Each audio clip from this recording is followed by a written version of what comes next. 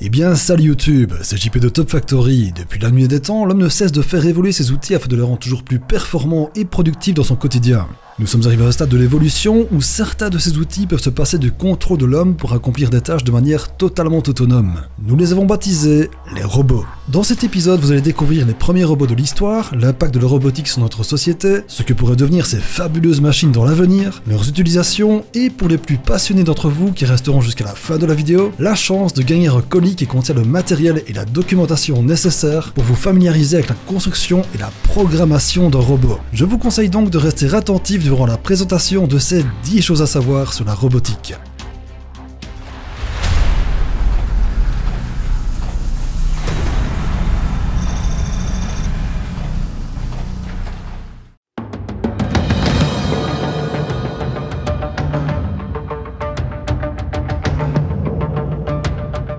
Qu'est-ce que la robotique ? Il s'agit d'un domaine technologique qui consiste en la conception d'une machine connue sous le nom de robot. C'est un dispositif permettant d'exécuter automatiquement des actions grâce à l'application de 3 autres domaines technologiques qui sont la mécanique, utile pour tout ce qui se rapporte au mouvement physique du robot, l'électronique qui, elle, se charge en quelque sorte du traitement des signaux électriques, et enfin l'informatique, indispensable à la programmation des mouvements complexes ou des réactions du robot en fonction de telle ou telle condition. Autrement dit, vous pouvez comparer la mécanique au squelette et aux muscles, l'électronique au système nerveux, et l'informatique aux informations contenues dans votre cerveau. Ça nous donnera au final une machine plus ou moins autonome en fonction de la liberté que l'homme décidera de lui laisser lors de sa programmation. Alors, même si on est encore loin d'un R2D2, vous allez voir qu'aujourd'hui notre niveau technologique nous permet de concevoir des machines vraiment stupéfiantes. Mais avant, on va faire un petit ou plutôt un très grand bond en arrière dans le temps pour découvrir ce qui est considéré d'après certains comme le tout premier robot de l'histoire.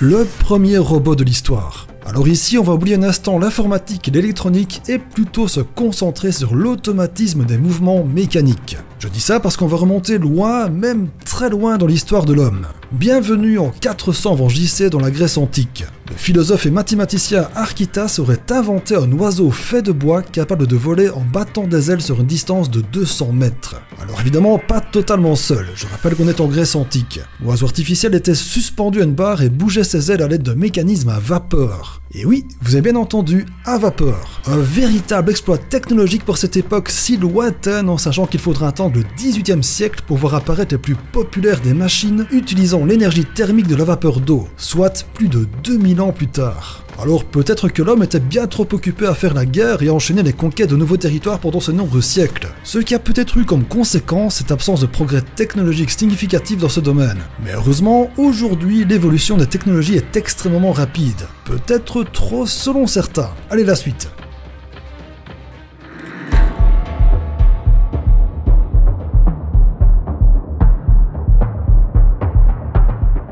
Les nanorobots. Lorsqu'on nous parle de robots, la plupart d'entre nous imaginons une machine de forme humanoïde. Et c'est bien dommage, car la robotique est très loin de se limiter à ça. Saviez-vous qu'à l'instant même, des ingénieurs travaillent activement sur le développement de nanorobots, connus aussi sous le nom de nanites. Ce sont de minuscules petites machines d'une taille à peine plus grande que celle de certains atomes. Nous sommes donc ici à l'échelle nanométrique, soit 1 milliardième de mètre. Alors, même si la nanorobotique est encore principalement au stade de la recherche, des ingénieurs ont d'ores et déjà réussi à créer un nanorobot d'une taille de 1,5 nanomètre, dont la fonction est de compter des molécules à l'aide d'un minuscule interrupteur. Et ça n'est qu'un début. Imaginez les applications possibles lorsque cette technologie arrivera à maturité. Ces minuscules robots pourraient être injectés dans le corps d'un patient en vue de détecter et éliminer des cellules cancéreuses, ou encore de mesurer les taux de pollution dans notre environnement. Bref, c'est un domaine technologique qui aura à coup sûr un impact majeur sur l'évolution de notre espèce.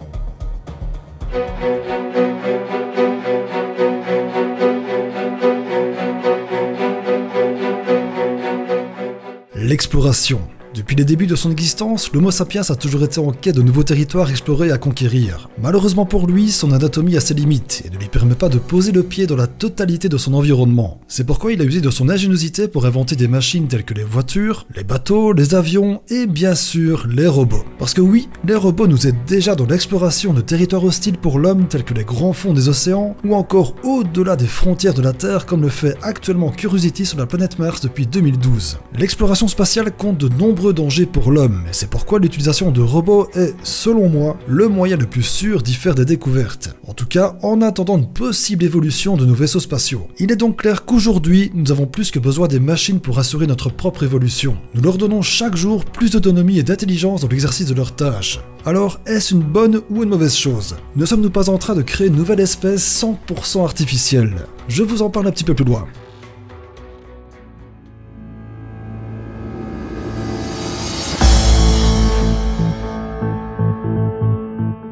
Les robots militaires. Pourrait-on avoir confiance en un robot armé capable de décider de la vie ou de la mort d'un être humain? C'est un sujet au cœur de nombreux débats, et pourtant plusieurs armées sont déjà équipées de machines intelligentes capables de doter la vie à une cible potentielle. Parmi les plus connus, on retrouve le Predator, un avion sans pilote capable de lancer de puissants missiles sur des cibles terrestres, ou encore le Samsung SGR-A1, un robot équipé d'une mitrailleuse et de lance-grenades qui a la capacité de suivre plusieurs cibles simultanément et d'évaluer leur degré d'hostilité. Alors heureusement, dans la plupart des cas, ces machines sont contrôlées à distance par un opérateur humain, mais certains y voient l'avenir des forces militaires. À l'avenir, il y aurait de moins en moins de soldats sur le terrain, car contrairement aux humains, les machines n'ont ni faim, ni froid, elles voient de la nuit, elles résistent aux attaques chimiques, elles ne connaissent pas la peur, et surtout, elles ne manqueront à personne dans le cas d'une élimination. Mais bon, même si le fait de ne pas envoyer des hommes se faire tuer peut être un critère séduisant, laisser une liberté totale à une machine de faire usage d'armes létales serait sans doute l'une des pires décisions de l'histoire. Selon moi, l'homme doit et devra toujours avoir le contrôle sur les machines, si utiles soient-elles.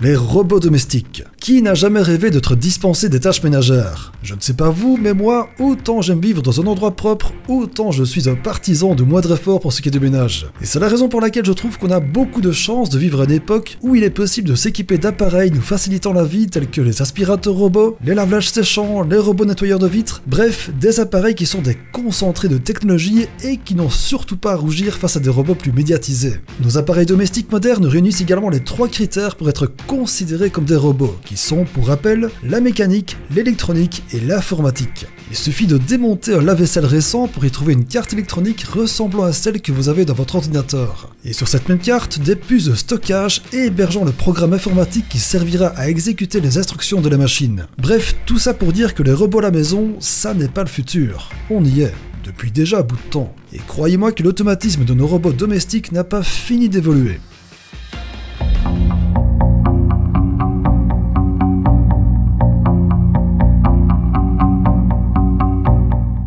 Les robots artistiques. Existe-t-il des robots capables de créer des œuvres d'art? Alors, théoriquement, non, car un robot ne fait que suivre les algorithmes qu'on lui aura programmés. Mais dans la pratique, un robot pourrait très bien rendre service à de nombreux domaines artistiques, tels que le dessin, la peinture ou encore la musique. Je m'explique. Imaginez un artiste peintre qui serait équipé de capteurs sur tout le corps. Chacun de ses mouvements serait enregistré dans une base de données au millimètre et à la seconde près. La manière de créer sa peinture serait donc sauvegardée dans un fichier qui pourrait être transféré à un robot qui imiterait à la perfection l'œuvre d'art de l'artiste, chose qui serait utile en cas de dégradation trop sévère, voire destruction totale du tableau. C'est un procédé qui serait tout à fait valable pour les dessinateurs, les musiciens ou les sculpteurs. Bref, une façon géniale de préserver un riche patrimoine culturel, en tout cas à mon humble avis.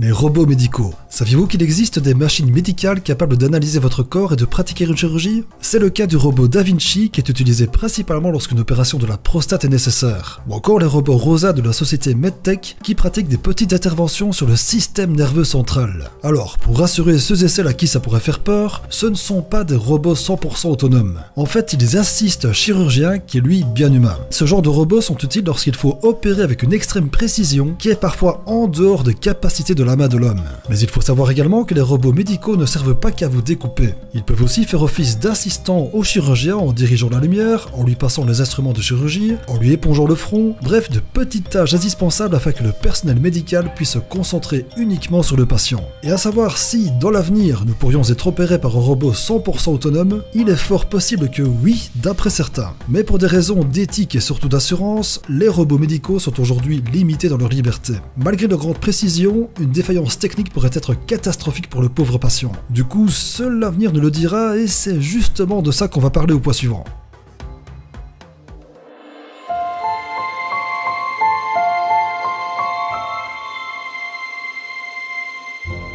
L'avenir des robots. Vivrons-nous un jour en parfaite symbiose avec les robots? Est-ce que la société évoluera vers une époque où les machines seront tellement intelligentes qu'elles seront considérées comme des organismes presque vivants? Ce scénario qui peut faire penser au livre de science-fiction d'Isaac Asimov est pourtant une possibilité sérieusement envisagée par le chercheur autrichien Hans Moravec. Selon lui, vu l'évolution de l'intelligence des organismes artificiels, il est possible que la société humaine change radicalement dans les décennies à venir. Dans sa course à la technologie, l'homme pourrait un jour accorder une intelligence extrême ainsi qu'une liberté totale aux robots. Il faudrait alors créer des lois spécifiques, leur donner un statut juridique afin de sécuriser la cohabitation entre l'homo sapiens et une espèce totalement artificielle qu'il aura lui-même créée. Alors, mon avis là-dessus. Je trouve que ce scénario va un petit peu loin. Je suis d'accord sur le fait qu'un jour les robots auront une intelligence très évoluée, mais il ne faut pas oublier que ce sont les hommes qui les créent. Et je pense que nous sommes suffisamment intelligents pour programmer une sorte de bridage, un limitateur indispensable à notre propre sécurité. Et on arrive enfin au dernier point où il vous sera possible d'apprendre à créer un robot, voire même de gagner un truc vachement sympa.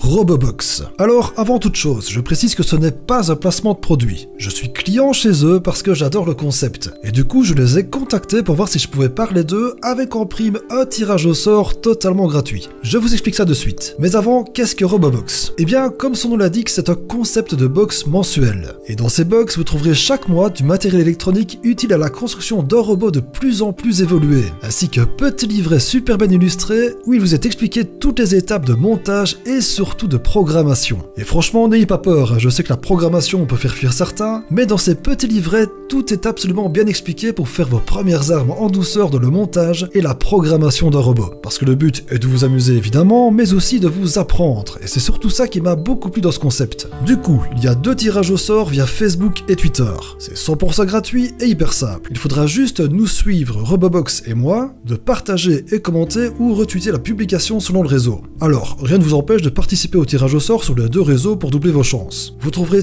tous les détails dans la description et si ça vous dit d'en savoir plus sur Robobox, vous trouverez le lien de leur site et de leur chaîne YouTube également dans la description. Et le tirage au sort des gagnants se fera le vendredi 24 novembre de la soirée. Il y aura un tweet et un post Facebook pour vous informer. Je contacterai les gagnants pour leur donner la marche à suivre pour obtenir leur box. Du coup, je remercie Robobox pour leur sympathie et je dis bonne chance aux participants. Voilà les amis, épisode terminé, j'espère qu'il vous aura plu. Si c'est le cas, vous n'oubliez pas le petit pouce en l'air, le commentaire et surtout l'abonnement si ce n'est pas encore fait. Moi je vous dis à très vite pour un prochain épisode sur l'espace. Alors en attendant, prenez soin de vous les amis. Ciao.